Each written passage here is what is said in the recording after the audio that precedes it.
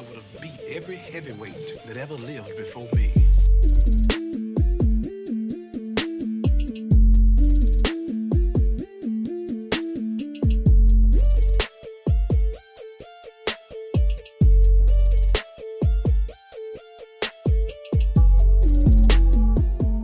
What's going on with you? It's your boy Betz, back with another episode of Sports with Betz. We are officially in the dark days of sports, as my friend Zach Fisher calls it, the sports abyss. But I've sifted through everything going on in the sports world, and I've got some interesting stuff and maybe some more fiery takes to pop off today more than usual. So before I get into any sort of content or any sort of headlines here, just want to thank you guys again for continuing to share the show. I say this every single week, and I'm going to start every single show the same way, where we, our numbers, the number of listeners and new listeners and comments and reviews, like it keeps going up and up and up every single week. And that is a big thanks to you guys for sharing the show. So please, if you get any value, if I make you laugh, if you learn something, if you agree or disagree with any of these takes, please share this show with some of the biggest sports fans you guys know, so I can continue to do this and continue to have fun, and you guys can look at my goofy mug on a weekly or every other week basis. So yeah, let's get into it here. So we are in the dark days of sports, which, man, it's a little bit of a roller coaster for for me emotionally, just because so much of my mental health is dictated based off of what's going on in the sports world. Just having a nice distraction where life can get serious, the world can be, whatever, intense at times. Life is hard and sports are fun. So, I've been grasping, trying to find any sort of sports news or, interesting sports topics here in the last couple of weeks. Something I read an interesting statistic, which was really sad. This is, I'm calling out my Gen Zers here. So the Gen Z generation, the generation right below me, I'm a millennial. Gen Zs, I don't know, these are like the TikTok generation. Gen Zs are half as likely as millennials to watch live sports regularly and twice as likely to never watch sports. I'm going to say that again. They're half as likely as millennials to watch live sports regularly and twice as likely to never watch sports. The trend appears to be accelerating. Only 15% of Gen Alpha, the incoming cohort of teens, enjoys watching sports. Oh boy, this world's going to get dark in a hurry. I tell you what, I mean, I can't imagine a life without any sort of sports or any sort of fandom. At times it might be better, but overall, that's not a life that I want to live at all. That's kind of crazy. 15% of Gen Alpha are into sports, and Gen Zs are half as likely to ever watch sports and twice as likely to never watch sports. That's insane. So if you guys know a Gen Z or a Gen Alpha, grab them, shake them, smack them in the face, put them in front of a TV, make them watch some sports so they can, they can carry the torch and we can keep this thing going. So there are a lot of new sports or, different sports that I wouldn't normally pay attention to that I am paying attention to now that football is officially over. The first one being the Olympics, and I've got quite a bit to say about the Olympics. I'll say that here in a moment. Sydney and I, my wife and I, we were watching a good amount of the Olympics. That was a good distraction. Mainly we watched some half pipe snowboarding was really fun. Skiing was really fun and really insane. Like I know the slalom is really insane, but that there's one event where it's basically you're a skier. They don't even have any poles. It's just a steep downhill drop, and then you hit an insane ramp, and it's basically how many twists and turns you can do in the air before you land. I'm watching this thinking, like, how do these people ever even get involved in that? Like, how do you even figure out that you're an Olympic athlete in that particular sport? I don't even know the name of it, let alone thinking that I could ever be good at it or ever have a chance to even try it. Same thing with like the bobsled and the skeleton. It's like, how does one discover that you're any good at these sports? It doesn't make any sense. yeah, I sometimes think I'm like, hey, maybe all of us could have been an Olympic athlete at one thing or another, but we just were born in the wrong city, or we were born in a region where they didn't practice that particular sport. So Olympics were somewhat entertaining. I love me some Alyssa Liu. I'm a big Alyssa Liu fan now. I tell you what, that got my blood boiling. It's been a little bit hard to be patriotic at times. It feels like recently.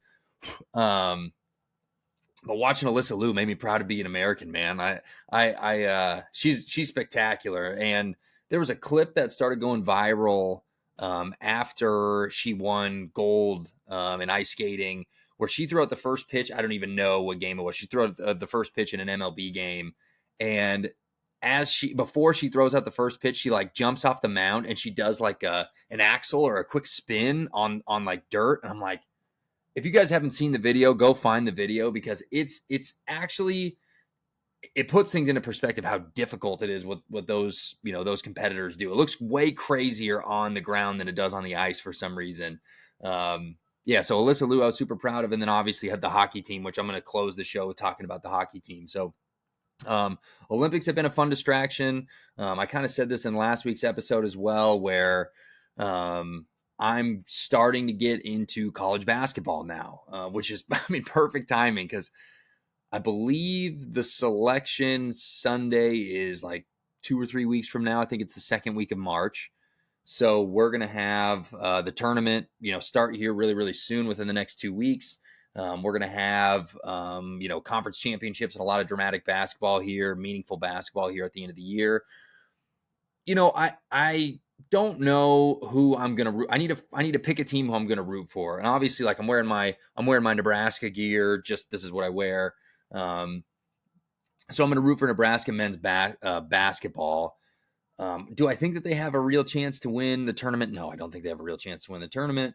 They could be fun. They could maybe upset a couple people in the first few rounds, but they're not going to win it all. So I'm thinking the team that I'm going to pick from a betting standpoint to win it all is either going to be Houston or possibly UConn. I know last time I checked, Houston was plus 1,000 to win it all. I don't know what UConn's odds are. I should have looked at this before. Let's check and see what UConn's odds are to win the tournament this year. Let's see here. Teams futures. UConn is plus 1,400. So plus 1,000 for Houston, plus 1,400 for UConn, and then plus 5,000 for Nebraska. I really like those bets, just from an additional enjoyment standpoint. Like, I had a couple bets sprinkled in for the Super Bowl, and I lost 2 out of 3, but the one that I won, at least had me win my money back plus a little bit extra. So I might do something like that with March Madness. I think I'm going to sprinkle in UConn, Houston, and Nebraska basketball. And if any of those go far in the tournament, it's just going to make it way more enjoyable to watch. So we'll see. College basketball, it feels like it's pretty competitive and pretty up in the air compared to like the NBA, for example, which I've talked about. I haven't watched. I mean, even with football being gone, I haven't watched a second of NBA basketball. The only NBA basketball that I watch recently is just like highlights on Twitter. So yeah, college basketball, I never thought I'd say this, but it's been way more enjoyable and way more competitive than NBA basketball. So I'm excited to see what happens there. But if you guys have a team, like, I'm looking for some good value. I'm looking for a team that people are saying like, hey, don't sleep on this team. I saw a U of A, University of Arizona. They beat Houston the other night. Like a team like that, where might not be the most public or popular team, like a little sleeper team that could make a run in March Madness, in the college basketball playoff. Send me some comments, send me some messages on if there's anybody who I need to be paying attention to or place a wager on. So transitioning from college basketball to college football here. There's not a lot going on in the college football world. There's, transfers, and it's almost impossible to keep up with. But something I was actually pleased to see is universities are clapping back at transfers, which is it's so needed. This accountability is so necessary.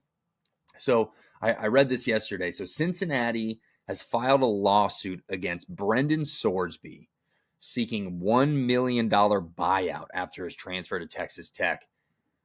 I'm probably almost never gonna root for like the big institution. I'm usually gonna root for the player over the university, but in this case, I like it, man. You paid this guy millions of dollars to play on your team, and then he up and leaves and transfers when it gets hard. Like I'm good with that. I like that a lot. I hope Texas Tech wins this lawsuit, and I hope it sends a message for college football because it really is. It's just an absolute mess right now. It's a complete shit show with the transfer portal and NIL, and it doesn't seem like the NCAA or any of the conferences are doing anything to fix it or change it or just even incentivize players to do the right thing and stick around. So I like seeing that. In other football news, though, if you guys are paying attention to this, two things are going on right now. One is the NFL Combine is happening in Indianapolis. It's always kind of fun to see the interviews. I watched an interview with Robert Saleh and Mike Borgonzi, the Titans GM, on the Pat McAfee show.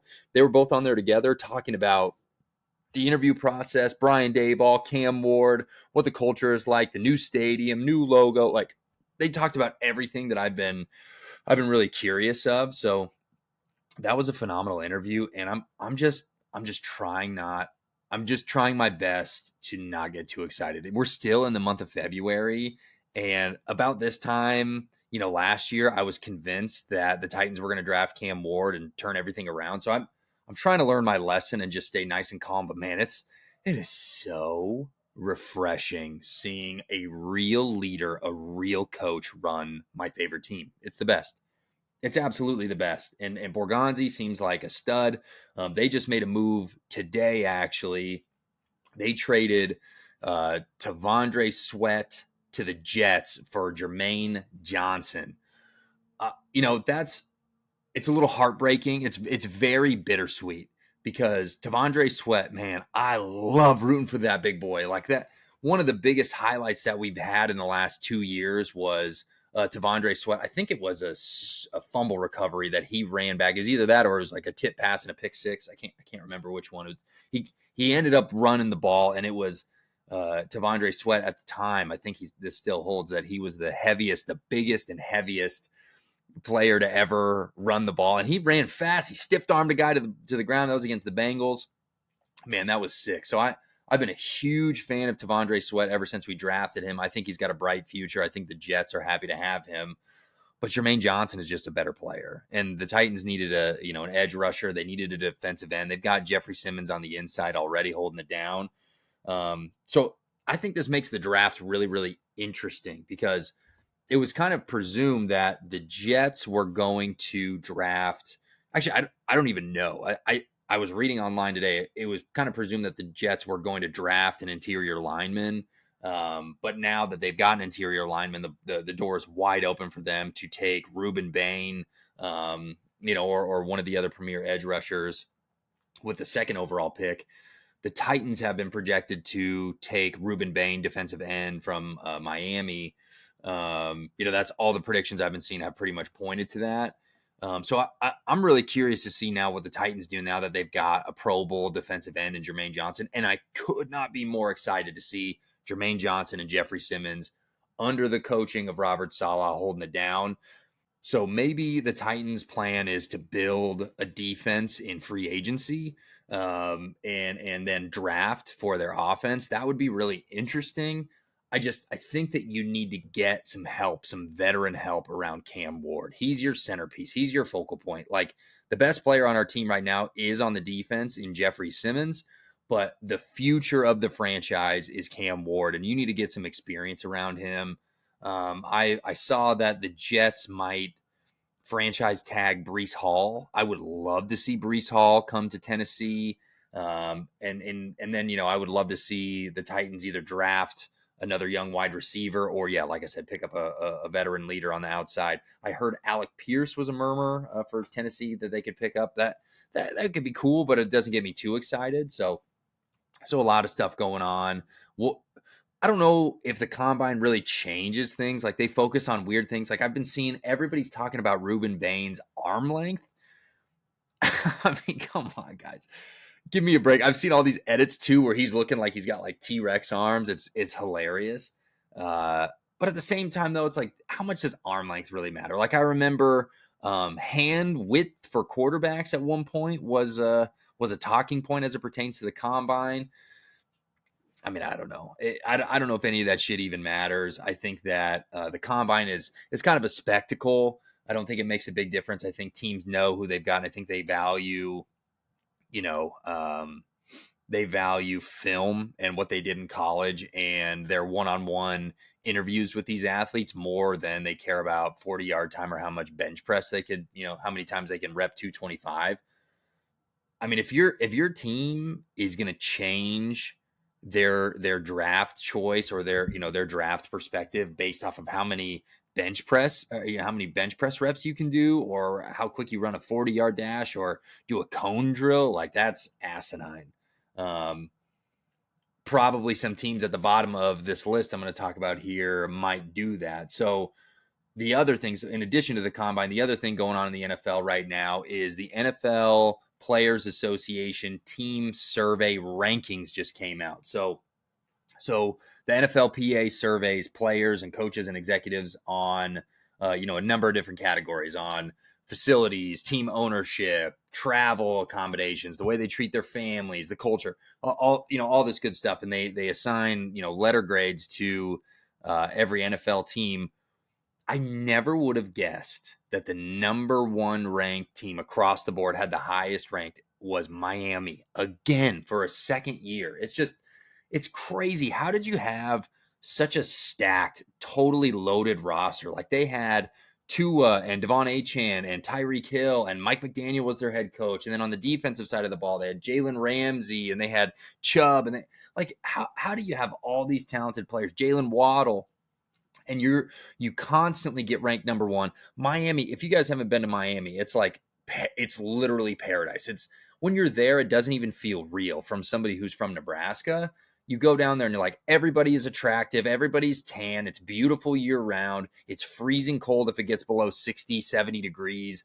I mean, it's an amazing place. It's the best destination ever. Like how can you not have some wins if you're the Miami Dolphins? So, we'll see. I've been hearing rumors too that, Tua probably has played his last game as a Dolphin. We'll see, what they end up doing with that. Cause I think that they talked about that too, before they signed him to his big contract extension. They said they were going to ship him off, or the reports were that he was likely to get shipped off, and then he ended up staying, obviously. So, but anyway, going back to the NFLPA, team rankings here. So you've got Miami number one, Minnesota number two, Washington number three, Seattle number four, Jacksonville number five. That's just a really interesting mix, particularly Washington, Miami, and Jacksonville. And then number six, you've got Vegas, which is like, how is that possible? How can you have, one of the highest ranked organizations and just overall team experience in the NFL, and it doesn't translate to winning? Because at the bottom of the list, you've got kind of a mix here where the very last 32nd ranked team from this poll was the Pittsburgh Steelers. What? How is that possible? How do they end up at the bottom? Some of these make sense. Like Arizona is the second worst. They're 31st. And then Cleveland, like that makes sense. Arizona, Cleveland, they suck. Those were two teams that I said in the offseason when they were looking for coaches that I would not want to coach there. And it kind of proved itself to be true that these guys just kind of picked up, they hired whoever they could. It sounded like head coaching candidates were like actively turning down these jobs. Like Brian Daboll and Mike McDaniel chose offensive coordinator roles rather than take a head coaching opportunity. So like those make sense. But Pittsburgh in the bottom, Tampa Bay is number 29, Kansas City's number 27. Like, what the hell, guys? Like, are you billionaires? Like, you not willing to invest in your team? Like, I know Cincinnati, like the story that I always hear, or when I think of Cincinnati's facilities, I think of their practice field is across the street from where their like headquarters and their main facilities are. So when the players go and get ready, and then they've got to walk across the street to get to the practice field. Like, you're a pro football team. This is all you do. I mean, I've made this claim before that there are some teams in the NFL who really truly care about winning, and their number one priority is to win a Super Bowl. And then there's other teams that just view this as a business. I think we're kind of seeing that here. Pittsburgh is kind of interesting again. Like, I wouldn't say Pittsburgh. I think Pittsburgh does care about winning. It's really surprising to see them at the bottom of the list. But Arizona, Cleveland, Cincinnati, maybe even Kansas City right now, Carolina's near the bottom. Tennessee is totally in that category of teams that they just want to sell tickets and they want to have a draw to come to the city, and it's kind of a tourist destination, and the owners continue to, get a return on their investment in the team. And if they win, that's just gravy. So, NFLPA poll, you guys go check it out. Go look at your team, go review your team. Let me know if there's any surprises that I missed here. Another thing that's worth paying attention to, or another sport that's worth paying attention to over the next couple of weeks, is going to be the UFC. Man, I'm excited for the UFC. So, first time Paramount Plus subscriber here, that's going to pay for itself basically, because this weekend we've got the best UFC fight night probably of all time. I mean, it's incredible. You've got Brandon Moreno, you've got Cheeto Vera, you've got Bobby King Green. I thought Bobby, I think he's actually changed his name legally to King Green. I thought King Green retired. He probably should retire. He's got no chin anymore, but still, for a fight night, for what historically has been a free fight, you've got Brandon Moreno, Cheeto Vera, and King Green fighting in Mexico City. I mean, that's pretty sick. And they're all fighting against, obviously Brandon Moreno is Mexican, but they're all fighting Mexican fighters too in their hometown. I think something really interesting to watch, and they'll probably talk about this 100,000 times. You'll probably get sick of hearing about this at the end of the night, but the elevation of Mexico City is 7,300 feet. For reference, Denver, which is known, like if we're looking at football stadiums, is known to be one of the more difficult places to play because of the elevation. That's only 5,300 feet above sea level. So Mexico City, 7,300 feet. Man, you better hope these boys are getting down there and getting used to the altitude, and their cardios better be in really, really good shape. All those guys I just mentioned, Moreno, Vera, and Bobby King Green, I think they've all got pretty damn good cardio, so I wouldn't be worried about it. But that's going to be really exciting. I have the opportunity to commentate some kickboxing and MMA fights and bare knuckle fights this Saturday, so I won't watch it live, but I'll definitely rewatch that and probably do a little recap on that. And then the following Saturday, the 7th, we've got a pretty awesome. It's not a very stacked card, but we've got a really, really awesome main event with the people's favorites, Charles Oliveira versus Max Holloway for the BMF belt. The baddest mother effer in the world is what that stands for. I can't say like baddest motherfucker. Like, I don't know. It just sounds so corny to me. Like you're supposed to say like, it's the baddest motherfucker. Like, all right, let's relax. Let's relax a little bit. It's a fake belt. It's a fun gimmicky little thing. But yeah, they're fighting for the BMF belt. That's going to be so sick. I have no idea who's going to win that. I mean, I think the betting favorite is most definitely going to be Charles via, finish via submission. It makes sense. I think so. He's definitely going to be the crowd favorite because he's a Brazilian. So, we'll see. That's just two people's favorite fighters going at it. Last time your two favorite fighters went at it, being Max Holloway and Justin Gaethje ended with his face down on the mat. So, Max could put the lights out in 2 seconds if things go sideways. But it probably feels like Charles is going to win via a submission. So I'm going to get a lot more into the UFC as time goes on in the off season in football. Once I start to detox from football, which if you couldn't tell, I still haven't fully done that.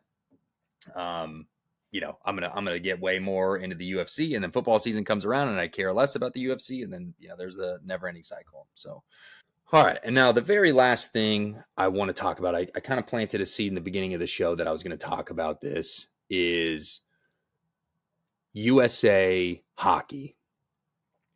Now, I've said in the past, and I've said it before, that I don't want to make this show political whatsoever, and I'm gonna do my best. But sometimes I've got conviction. I've just got to speak my truth and call a spade a spade. So here's my take on the U.S. men's Olympics. If you guys aren't familiar with the situation now, both the women and the men won gold, and it was spectacular. Like, the United States is the best country in the world for hockey. It's amazing. Like I can't imagine. I think they're doing flag football in the Summer Olympics next year. I can't imagine the United States losing in flag football, or even basketball. Kind of like, basketball's more competitive on the global scale now, but like, if you're Canada, that's your national sport, and you got silver to the USA in both men and women's. I mean, like I said before, like, sometimes I've had to dig deep recently to feel like patriotic or proud of this country at times. And again, not just because of this current administration, it's just everything. And so like seeing the women's team, oh my gosh, I jumped up out of my chair when that happened, when they won in overtime. And then Jack Hughes at the end overtime against Canada, hitting that goal. That was just such a beautiful sequence, such an amazing game. I woke up early and watched it, and I felt such a sense of pride, like such a sense of like pride in my countrymen. And like, you hear these stories about the men's hockey team, where like, all of the other teams, like Canada, went and stayed in the Four Seasons. They didn't stay in the Olympic Village. The United States men's hockey team stayed in the Olympic Village. I think the women did too. And I heard like the Kachuk brothers had their doors open the entire time, and they were letting people in, and they were just they were bonding with their fellow countrymen. And like, that is such a beautiful story, that this team like went in the trenches, stayed in the grit. They could have stayed in somewhere like a 5-star resort out, off campus, but they didn't. They chose to stay there, and then they win, and they're partying and they're celebrating. And again, this should be a moment of pride for the United States. It absolutely should be a moment of pride. Everybody should be proud of those guys representing our country. Now, zoom out a little bit. We're talking about hockey, and we're talking about a gold medal. Like, in the grand scheme of things, like, yeah, there's more important stuff going on in the world. It's not a big deal. But in this specific moment, if you buy into it and you allow yourself to feel joy and pleasure, and you're not completely cynical, it's amazing. Like, it should be a point of pride. And then what happens? The government gets involved. I mean, I don't know about you guys, but I have a really difficult time finding examples of a good thing, a pure thing, and then the government gets involved with it. The United States government specifically gets involved with it and makes it better. Most of the time, you guys know where I'm going with this. Most of the time, you have a good thing, and the United States government gets involved in it, and they fuck it up, and they make it worse, and they break it, right? That's what they do. That's the model for our government. And I'm not talking about left or right, Republican, Democrat.